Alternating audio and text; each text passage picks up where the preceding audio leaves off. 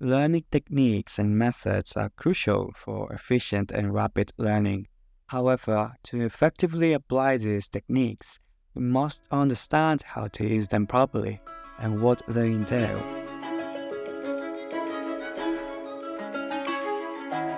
Hello there, everyone. You're listening to English Classmate Podcast, where we can learn English together by sharing methods, talking about various topics, and discussing books, so we can get new vocabulary and phrases from everything. I'm your host, Guillermo, and in today's episode, we're going to talk about the rote learning technique, a technique that I'm quite fond of because I've been using it ever since the beginning of my English learning journey. As always, if we use uncommon words, idioms, or phrases, we're going to go over them at the end of this episode. So let's get into it and learn together.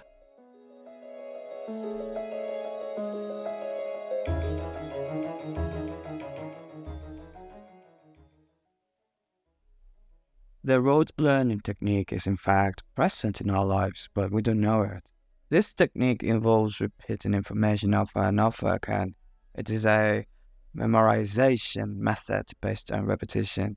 Basically, what most of us do when we want to memorize information for a history exam, when we only want to know dates or important events. This technique helps us to learn facts, multiplication tables, history, dates, vocabulary, and languages, and also to play songs by heart. When you're learning a song, what you do for the most part is practice by repeating the song over and over until you get it. That's a way to apply the rote learning technique. Be that as it may, people criticize this method because it inhibits critical thinking. It does allow you to memorize information, but just that. You have to apply a combination of other methods in order to make it a useful tool. So what I do, for instance, when I'm using this method, is that I write down every English word, phrase, or idiom I want to remember, and I write them down in a notebook. I repeat them several times until I feel I am using them in my regular speech. When I use them frequently and they become part of my active vocabulary, I consider them memorized. And I move forward with other words. And when I write them down, I remind myself of their meaning because I just don't want to remember how they sound, or how they look in writing. I need to remember and understand what they mean and how to use them properly. So I also go over the definition in the dictionary, and I write down a sentence example and I say it out loud. And when I come across a hard spelling word, I write it down 10 times in 5 days. And every day I try to come up with a sentence applying the new idiom or hard spelling word. And I've been doing this ever since I started learning English. I just didn't know that it actually had a name and that it was a technique.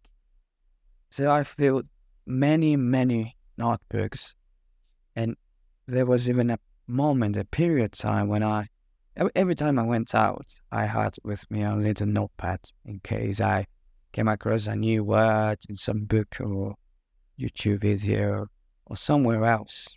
So, talking about books are quite important because when you read a book, you come across new words, and you will likely come across those words multiple times within that book. So, eventually, they will sink in, and you will understand the context, how those words are used in the book. So, what I recommend you to do is that when you're reading, you have to write down the new words. Search for their definition, not their translation. Unless you are preparing yourself to be a translator. But if you're not going to be a translator, it's better to focus on knowing definitions only so that your brain can understand how to use them in English. Because in every language, we express emotions and ideas differently. For example, in my native language, Spanish, I don't express myself in the same way as I do in English because there are different manners to convey ideas in each language. So there are some things I don't actually know how to translate between Spanish and English. And that's okay because I do know how to express myself in each language, which is what matters. And of course, if you want to be a translator, it will be part of your job to know their translations. But if not, definitions will do the trick for you. Alright?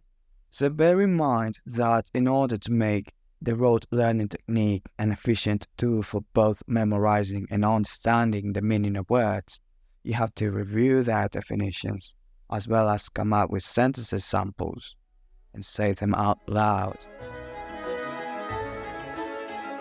Alright, we've come to the end of this episode. I hope the information about the rote learning technique helps you in your English learning journey.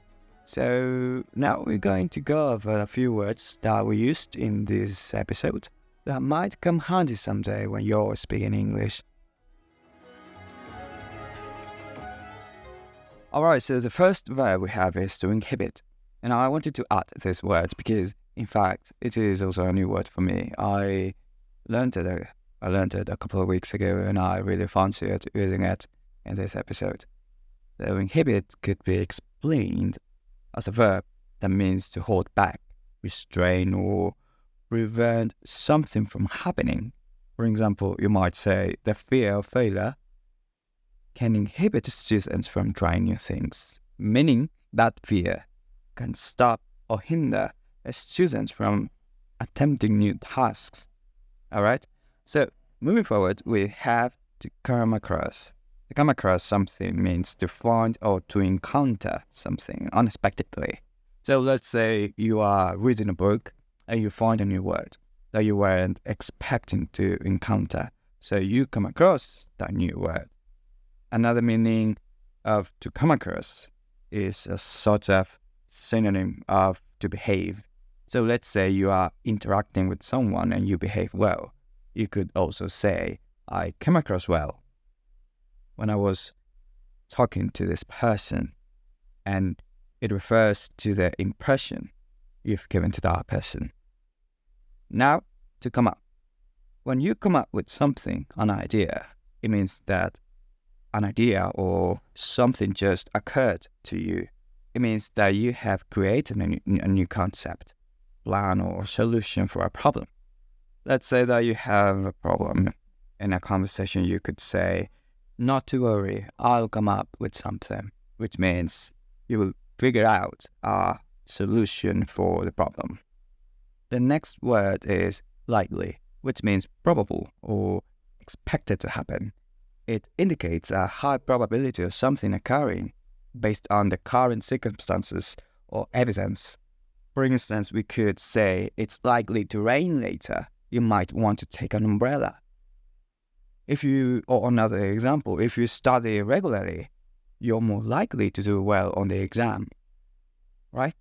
So moving on, we have to do the trick, which is an idiomatic expression that means to solve a problem or achieve a desired result, often with a simple or effective solution.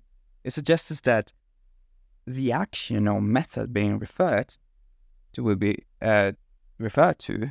be successful in accomplishing what is needed.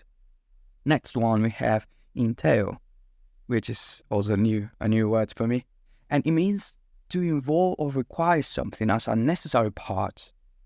When we talk about learning techniques and methods, understanding what they entail is about knowing what is involved or required to use them effectively. It's like knowing the full scope of what's needed to make these techniques work for us in our learning process.